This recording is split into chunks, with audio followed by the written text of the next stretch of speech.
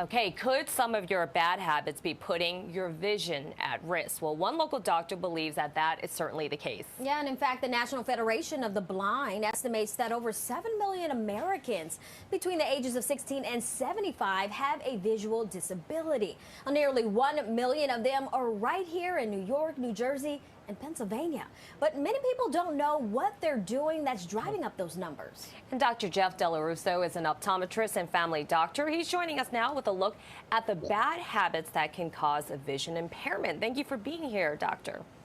Thanks for having me. All right, How are you guys? We're doing great, thank you. Let's dive right into this. Let's talk about some of those bad habits. Now, tops on the list, apparently, smoking, drinking, too much alcohol can put your vision at risk. Tell us a little more about that. Yeah, smoking for sure is related to all kinds of health issues, but particularly with the eyes, it can lead to cataract, very common cause for cataracts, which are one of the leading causes of blindness in adults, mostly.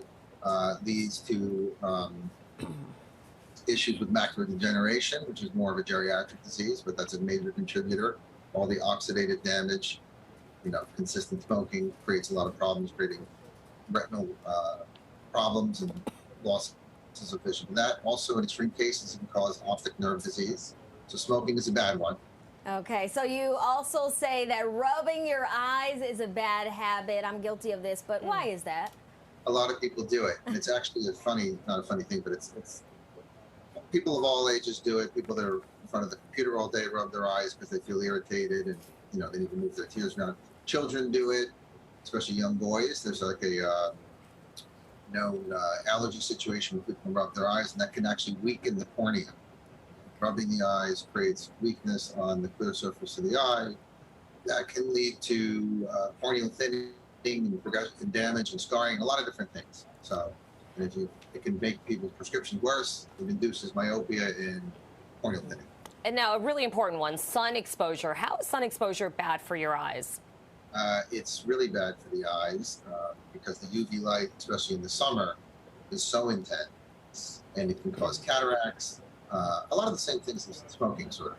Cataracts, macular degeneration. It can also cause little bits of, there's some areas in the sensitive skin around the eyes that can be sensitive that can lead to, skin cancers in the surrounding eyelid area. So finally, you say that what you eat can actually affect your eyes. How is that? It does. Because people, number one, diabetics, right? Huge thing.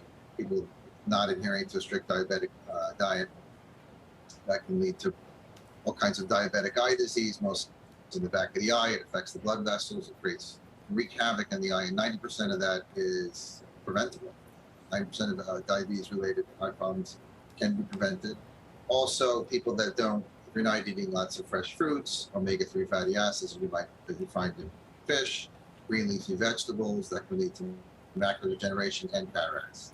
Now, what about warning signs? What are some warning signs that show that someone could be in danger of vision impairment? Yeah, if you notice that your vision is decreased, especially vision at night, that's a telltale early sign. Seeing shadows and shapes, that mostly relates to things that have to do with threatening retinal detachment and situations like that. It's a different type of entity, but also very good. Tunnel vision. I mean, people that have glaucoma, their field of view is tunneled and small. That's not a warning sign, though, because that doesn't happen until very late when glaucoma is not really treatable. But these are things people can keep an eye out. But at the end of the day, the most common thing that people can do behavior-wise is go get a comprehensive eye exam. A dilated eye exam, because one of these things you cannot pick up on your own. You've got to have a comprehensive eye exam to have a full, complete look at the eye. All right, we're Dr. Dello Russo. Thank you so much for joining us and for all these helpful tips. And we'll try and keep our hands away from our eyes and eat more fish and carrots. Thank you so much. Thanks, guys.